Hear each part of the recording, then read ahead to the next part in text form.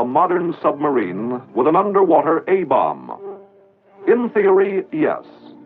But what would be the fatal range? Could the attack crew get away? Important changes have been made in the balance of world naval power. Emphasis has been placed on subs, long-range atomic subs, silent subs armed with nuclear missiles. Our need to know was urgent. So, an atomic bomb, secured within this water and pressure-proof steel shell, was lowered 2,000 feet below the surface of the sea in very deep water, and detonated to provide us with the answers.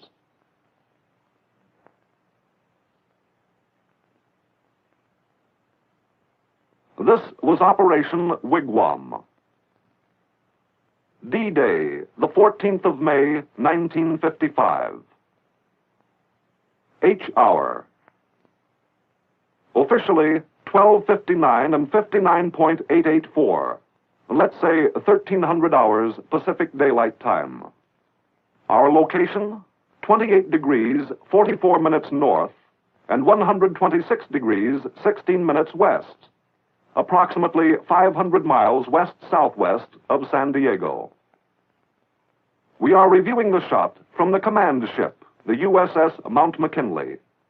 We are 10,000 yards from surface zero. Operation Wigwam was conducted by Joint Task Force 7 under the direction of the Chief of Naval Operations, acting as executive agent for the Joint Chiefs of Staff and the Atomic Energy Commission. Immediate control rested with the Task Group 7.3 Commander, Rear Admiral John Sylvester, United States Navy, and the Scientific Director, Dr. Alfred B. Folk, Marine Physicist, with Captain Jack Laughlin as his deputy. These were the men who were finally responsible for getting the right answers from the Wigwam test. The physical phenomena produced by the deep detonation lasted but a few minutes. But in that time, we gathered important information. We learned what we needed most to know. The successful outcome of Operation Wigwam wouldn't have been possible except for the early foresight of those responsible for the preliminary planning that began almost 5 years before the final experiment. The Hartwell Report in 1950, the Project Alias Report in 1951, followed in 52 by the Armed Forces Special Weapons Project, Pelican Report, and Ad Hoc Committee reports, all contributed guidance to the planners of Operation Wigwam. The consensus of these reports was, in essence, first, that a requirement existed for a nuclear anti-submarine weapon at the earliest possible date, and second, that the prevailing uncertainties as to the lethal range of such a weapon against submarines and surface vessels were too great to permit an adequate evaluation of its effectiveness or of methods of its tactical use. The basic purpose of Wigwam was, therefore, to resolve these uncertainties so as to aid in the use and future development of nuclear undersea weapons. To this end, and after many evaluations of the test scope, in light of budgetary limitations, operational feasibility, and other considerations, a minimum test evolved with the following objectives. We were to determine and evaluate the response of 3 targets, submerged to the same depth, but at various ranges, to obtain information from which a prediction could be made of the maximum range at which lethal hull-splitting damage to a typical submerged target submarine could be assured. We were to determine the peak pressure and pressure time fields in water and in air. We were to evaluate the surface effects with particular regard to their influence on delivery tactics. We were to determine the equivalent yield of the weapon used, the dispersion of radioactive contaminants, and the oceanographic factors affecting transmission of the shock wave. The location for the Wigwam experiment was chosen for several reasons. From a purely scientific point of view, We wanted to create simple experimental conditions, avoiding any complications that might adversely affect our data. At Crossroads, we fired an atomic weapon at mid-depth of relatively shallow water. For Wigwam, the test depth was 16,000 feet, with 2,000 feet of water above the point of detonation. In addition, our test site was located within what proved to be a biological desert, far from sea lanes or land masses. In order to learn what a shock wave of such long duration would do to a submarine, we had to build special gauges, exactly similar devices in which the gauge variations would be smaller than the variations in gauge environment. Originally, it was planned to use actual United States submarine types for our experimental targets. However, this plan was rejected on the basis of availability, handling complexity, non-uniformity, and cost. Our need to compromise between an actual sub and a simple pressure gauge evolved the squaw. In concept, the squaw design possessed a composite of the most important structural features of the modern submarines of the world. The resulting targets were actually based on a 4/5 scale model of the SS 563 class prototype, but with interior framing.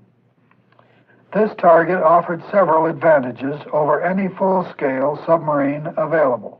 The cost was approximately equal to that of preparing and outfitting a heavy fleet-type submarine.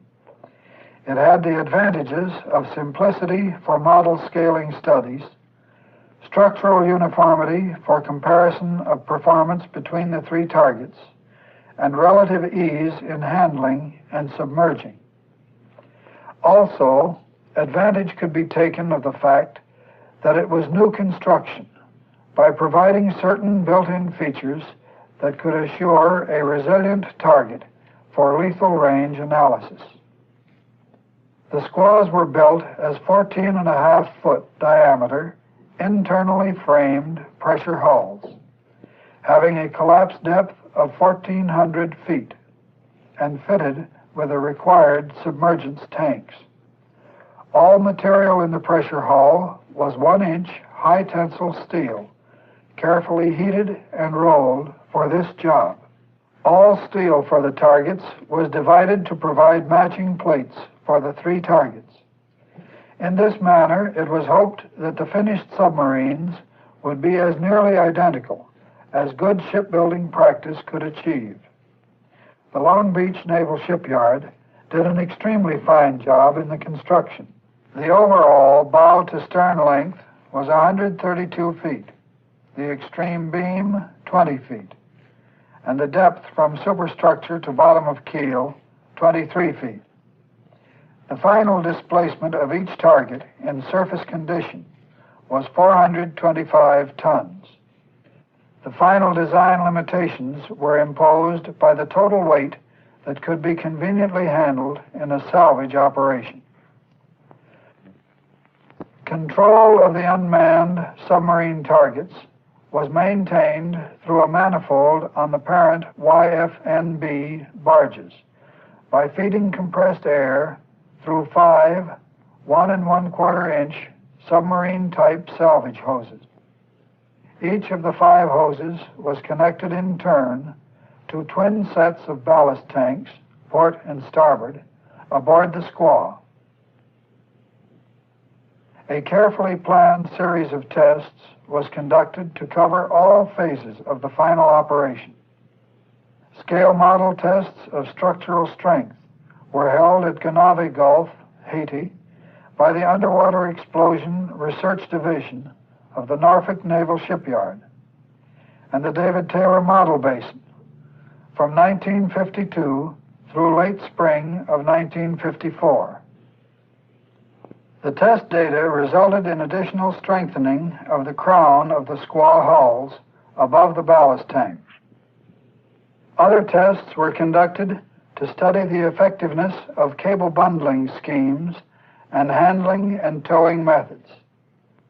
The squaws were supported by 4 2.5-inch die-lock chain connected through hawse pipes on the pontoons and around the squaws in special hawse channels. 8 80-ton submarine salvage pontoons supported each squaw. In addition to the 5 salvage hoses and heavy support chains, there were instrumentation cables connecting each squaw to its instrumentation barge.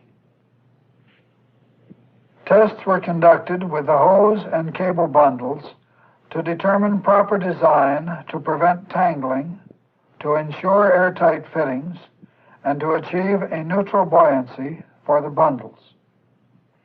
In January of 1955, the results of the experimental scale tests and theoretical investigations were presented by the participating agencies at a wigwam planning conference held at the U.S. Navy Electronics Laboratory in San Diego. 2 major uncertainties still existed. First, the actual relationship between peak overpressure and range, and second, the overpressure required to rupture the pressure hull. It was decided to express lethality in terms of shock overpressures, and within the range of uncertainty of the shock wave parameters, position the targets to bracket the maximum and minimum kill overpressures. Final estimates resulted in establishing target positions at surface ranges of 5,200, 7,000, and 10,000 feet from surface zero. This placement would provide 1 target where lethality was assured, 1 where lethality was about 40% probable, and 1 where hull damage should not be expected unless something most unusual occurred. The spring of 1955 found the pre-operational phase of Wigwam hurrying to meet a sailing deadline. Project working areas had been made available by the Navy Electronics Lab, whose fine administrative support made it possible for all of the Wigwam project personnel to feel that they had a responsible base of operation within the San Diego area. As we entered the final weeks of preparation, project personnel and trailer-mounted equipment gathered from many sections of the country. Vans were fitted out by the Naval Ordnance Laboratory, the David Taylor Model Basin, and the Naval Research Lab, and driven across the country from their bases in the Washington, D.C. area. The Edgerton, Germershausen, and Greer trailer from Cambridge, Massachusetts, the Armor Research Foundation trailer from Chicago, the Sandia van from Albuquerque, and the Navy Radiological Defense Laboratory trailer from San Francisco, all gathered at either the Naval Repair Facility dock area or at the Naval Air Station, North Island, prior to loading for the cruise to the operating site. One of the major reasons for the decision to use the large YFNBs as floating laboratories was to allow the trailer-mounted vans and project shacks containing recording equipment to be put aboard as completely integrated working units. It was essential that the full electronic story of event happenings be recorded on the surface in case we lost the squaws as a result of the detonation.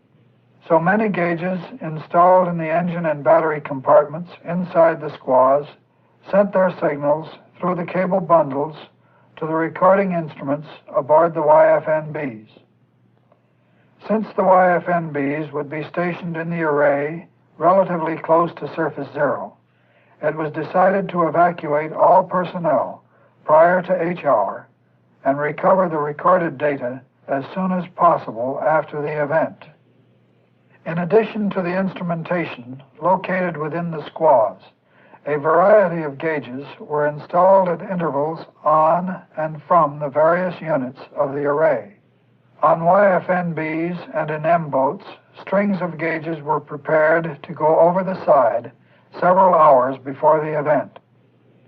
Full photographic coverage of the surface effects was provided by batteries of manned and unmanned cameras located on the command and support vessels, on the 3 YFNBs, in 3 specially modified C-54 aircraft, and inside the squaws themselves. Some of the projects required permanently manned stations during the test, so their recording positions were stationed aboard the various task group ships. Early in May, and several days before D-Day, the first elements of the task group left port for the rendezvous area. A few days later, the faster ships left San Diego. Task Group 7.3 represented an interesting composite group of naval vessels, all having an essential part in the overall operation. The command ship, the USS Mount McKinley, and the weapons ship, the USS Curtis, were both veterans of other atomic tests. In addition, the Wigwam support family included the aircraft carrier USS Wright, with her complement of AD-5Ns and Marine helicopters to provide search and taxi service. The 2 LSDs that served as a haven in heavy weather for the School of Overworked M-boats, and the 2 YAGs supporting the radiological survey and washdown studies. Important missions were also assigned to fleet tugs, ASRs, ARSs, LSTs, and the group of 8 destroyers that formed the perimeter security guard. Wigwam air cover was furnished by the Navy air elements from San Diego and the Air Force photographic aircraft from Albuquerque. The major operational element of the task group, the array itself, was a strange-looking floating blast line with its weapon barge, its 3 squaw target units, and auxiliary craft. It was 30,000 feet long when finally assembled, and in tow by a single fleet tug, the longest towed array in naval history. This practically perfect array line was assembled during the sea trials off the coast of San Clemente Island in January of 1955. We enjoyed nearly ideal weather conditions. However, in May, the story was different. The weather was far from ideal. In fact, it exceeded our most pessimistic expectations. At the identical stage of the actual operation, D-2, the final array looked like this. The wind increased to 15 knots, and the sea began to pile up. Weather already caused a 3-day postponement in our test schedule.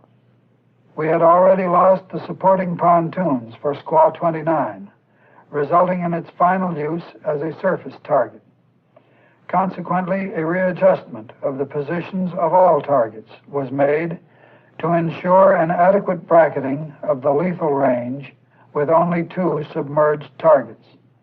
This resulted in a final planned positioning of targets at surface ranges of 5,400, 8,200, and 11,400 feet. D-1 brought no improvement. We experienced a steady wind of 20 knots with gusts to 24. Sea and swells were totaling 10 to 15 feet high. Submerging the 2 remaining squaws was much more difficult that day than on any of the previous trials. Ideally, the submergence operation worked like this.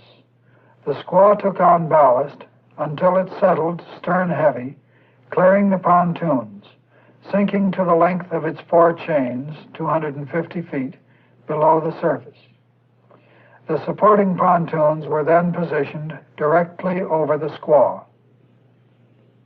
The severe wind and sea conditions caused considerable bending of the array between the inner and middle targets. The actual distances of the targets at the time of detonation were 5,200, 7,300, and 11,000 feet, respectively, from the weapon support barge. This uncontrolled modification of surface distances proved to be fortunate in that it resulted in the second target receiving severe but not fatal damage, an ideal position for the study of target response at incipient lethality. Our scientific test program was organized into 6 main areas of responsibility: radiological and oceanographic investigations, target response and hull damage mechanism, timed and untimed technical and report photography, timing, firing, and communication support, weapon procurement and placement and evaluation of its performance, and measurements of free field pressures and other transient underwater and surface investigations. Notice the cloud chamber effect and the focusing of the reflected shock wave. This latter phenomenon was caused by the local valleys and hills in the sea floor. In at least one area, 15,000 feet from zero, the water was strongly whitened, indicating pressures in the neighborhood of several hundred pounds per square inch, about that to be expected at 10,000 feet, and enough to cause the collapse of light-hulled submarine. At other places, the bottom reflected shock appeared to be missing completely. At the Mount McKinley, 5 miles from zero, the bottom reflected shock was several times as intense as the direct shock wave. The initial spray dome, caused by the arrival of the primary shock wave, reached a maximum height of 147 feet at 2.4 seconds after detonation. The second dome, formed at approximately 2.5 seconds, accompanied by individual plumes, reached a height of 800 feet in about 7 seconds. 2 well-defined plume formations occurred. The first plumes reaching a diameter of 3,100 feet and a maximum height of 1,410 feet, 19 seconds after detonation. The second well-defined plume reached a height of 770 feet, 38 seconds after detonation. The outfall and descent of the material in the several plumes resulted in a well-defined base surge, about 640 feet in height and extending outward about 4,800 feet. The great mass of water thrown into the air resulted in surface waves that were about 2.5 times the maximum height predicted. A well-defined breaking surface wave was first observed coming out of the base surge at about 1 minute. This quickly became stable. The YFNB-12, at a range of 5,500 feet, rose and fell a distance of 40 feet. This resulted in a product of range times height of 220,000. The maximum product predicted was 80,000. These waves were completely undetected at the task group elements at a range of 5 miles, except that they showed beautifully on one surface search radar, which was temporarily out of adjustment. It had been knocked out of service by the shock wave, and on being returned to service, the gain was set high, so that strong sea return, modulated by these waves, covered the scope face. About 15 waves were visible, with wavelengths ranging from 5,000 down to 900 feet. The maximum energy appeared to be in the 1,800-foot region. These waves could have serious implications in the case of detonation of thermonuclear weapons on or under the surface of deep water. The seismic shock was easily detected all over the world. The Coast and Geodetic Survey reported the shock as an earthquake at 1300 Pacific Daylight Time on 14 May, with an epicenter about 15 miles from surface zero. The most probable position of the shot has been determined by task force navigation to be 28 degrees 44 minutes north and 126 degrees 16 minutes west, with a probable error of 1 minute of arc. At H hour plus 8 to 10 minutes, The shock wave hit the mainland of Lower California. At H+10, the SOFAR equipment at Point Sur, California, received the first shock wave. At 13:12 Pacific Daylight Time, a Greek ship just off the Golden Gate radioed the Coast Guard asking, "Has San Francisco just been hit by a severe earthquake? We have been badly shaken, but are all right and will return to render assistance if needed." At H+32 to 34 minutes, the Kaneohe station in Hawaii recorded the sound of the wigwam detonation. And about 42 minutes later, Point Sur received a beautiful echo from the Hawaiian Islands. In fact, separate echoes from each of the islands in the group. Just to top the story, the Kaneohe station also recorded fine echoes from the California coast and from the Gulf of Alaska. The fallout and contamination resulting from the shot presented an ephemeral problem only.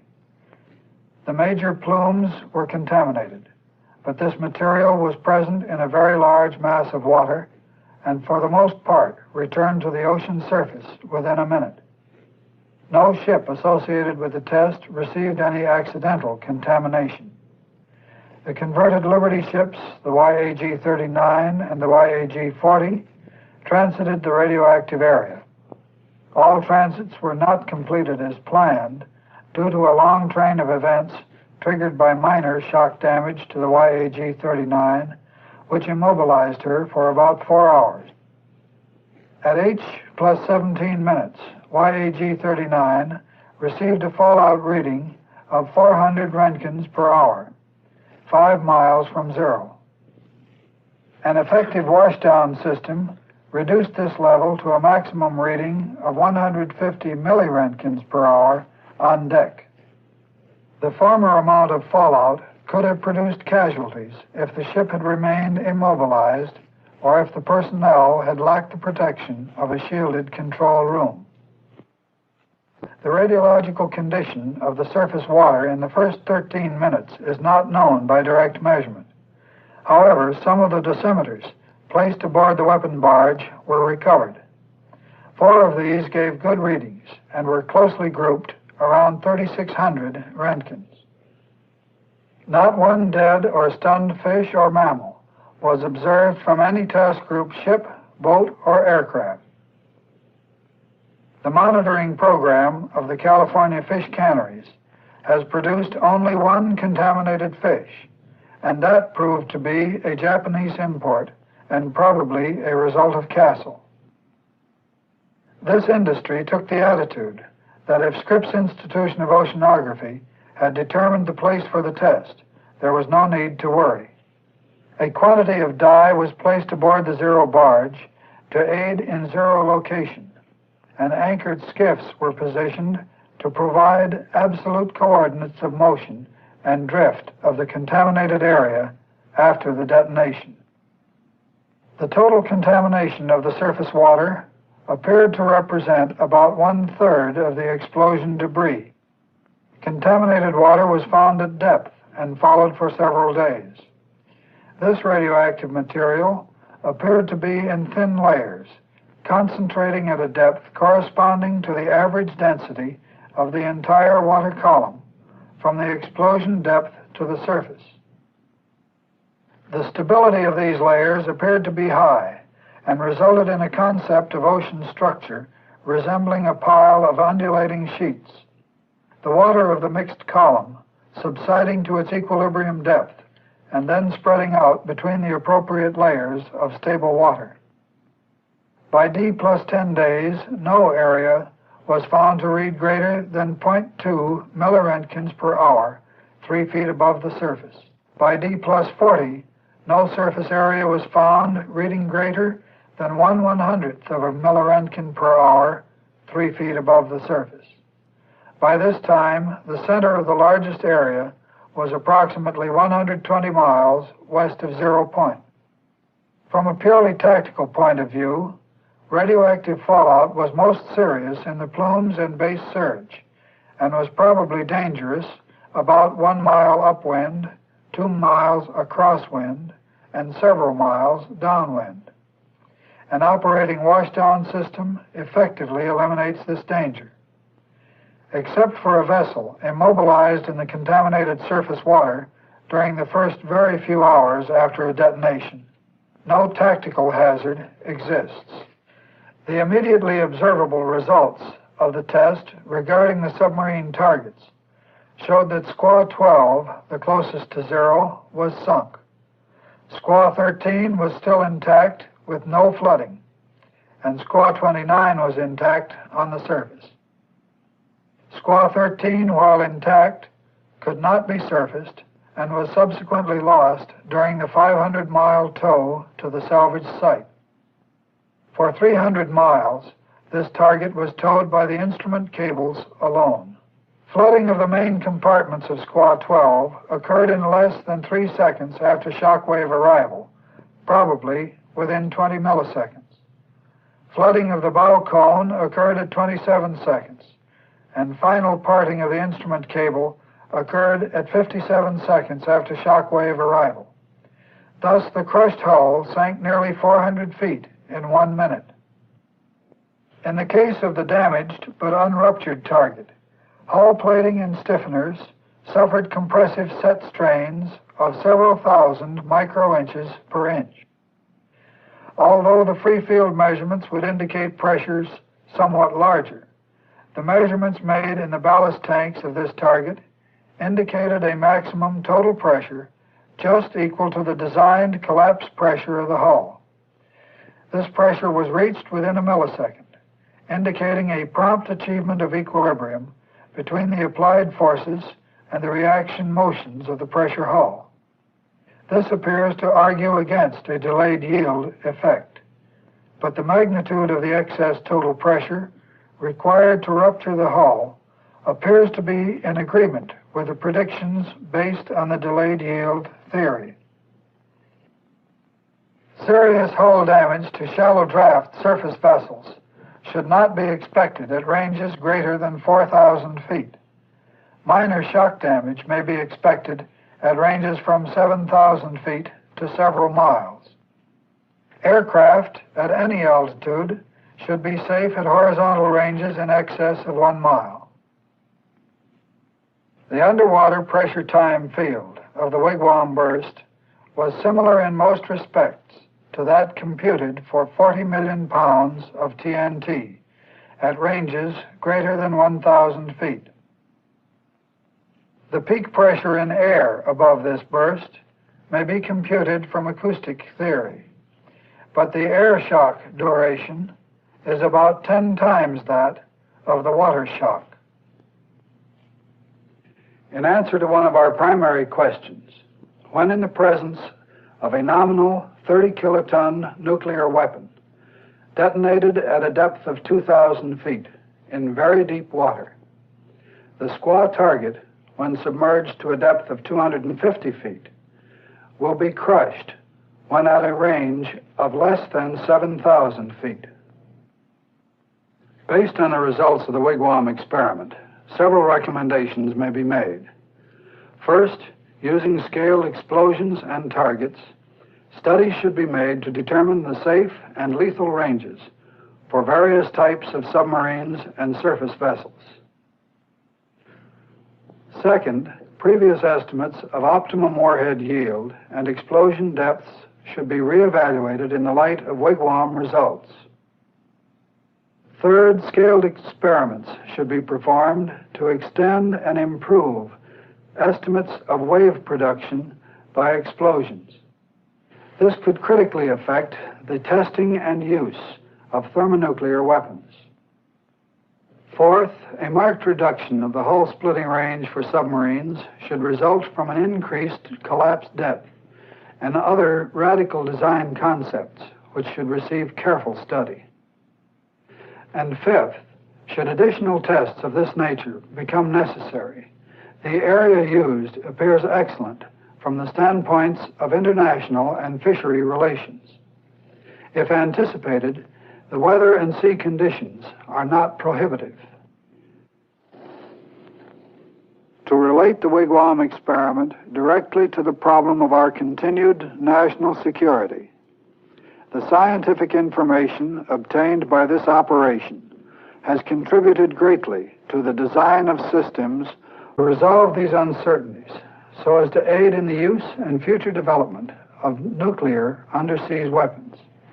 To this end, and after many evaluations of the test scope in light of budgetary limitations, operational feasibility, and other considerations, a minimum test evolved with the following objectives.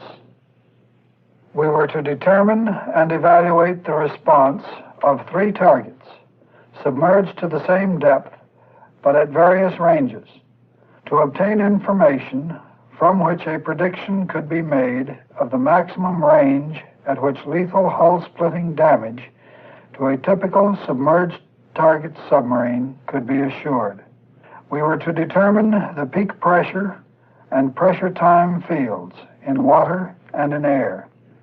We were to evaluate the surface effects with particular regard to their influence on delivery tactics.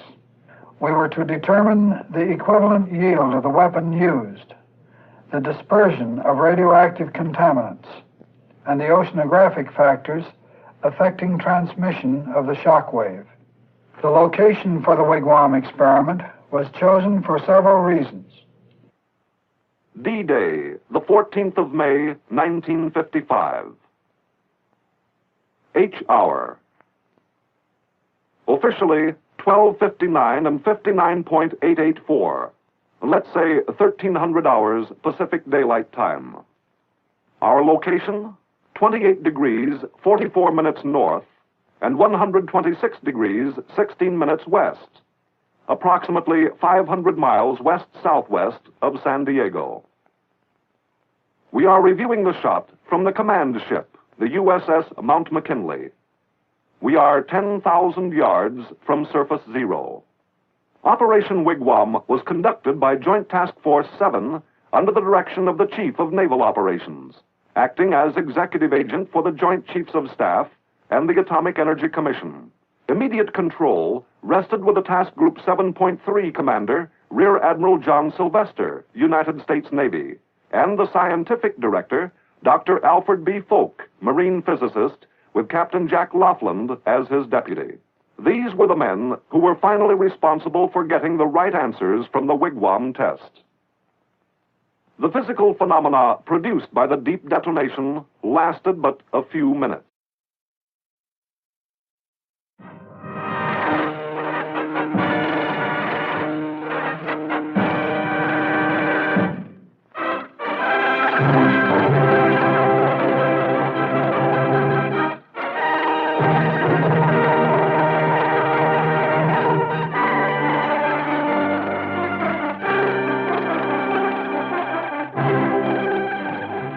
Could we kill a modern submarine with an underwater A-bomb?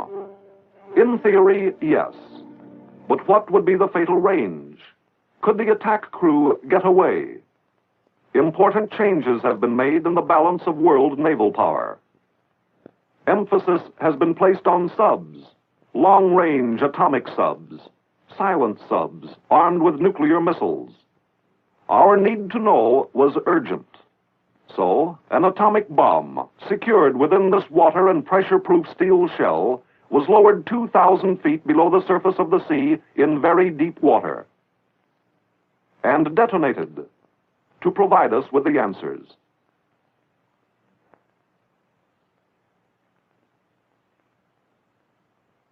This was Operation Wigwam. But in that time, we gathered important information. We learned what we needed most to know. The successful outcome of Operation Wigwam wouldn't have been possible except for the early foresight of those responsible for the preliminary planning that began almost 5 years before the final experiment. The Hartwell Report in 1950, the Project Alias Report in 1951, followed in 52 by the Armed Forces Special Weapons Project, Pelican Report, and ad hoc committee reports, all contributed guidance to the planners of Operation Wigwam. The consensus of these reports was, in essence, first, that a requirement existed for a nuclear anti-submarine weapon at the earliest possible date, and second, that the prevailing uncertainties as to the lethal range of such a weapon against submarines and surface vessels were too great to permit an adequate evaluation of its effectiveness or of methods of its tactical use. The basic purpose of Wigwam was, therefore, from a purely scientific point of view, we wanted to create simple experimental conditions, avoiding any complications that might adversely affect our data. At Crossroads, we fired an atomic weapon at mid-depth of relatively shallow water. For Wigwam, the test depth was 16,000 feet, with 2,000 feet of water above the point of detonation. In addition, our test site was located within what proved to be a biological desert, far from sea lanes or land masses. In order to learn what a shock wave of such long duration would do to a submarine, we had to build special gauges, exactly similar devices in which the gauge variations would be smaller than the variations in gauge environment. Originally, it was planned to use actual United States submarine types for our experimental targets. However, this plan was rejected on the basis of availability, handling complexity, non-uniformity, and cost. Our need to compromise between an actual sub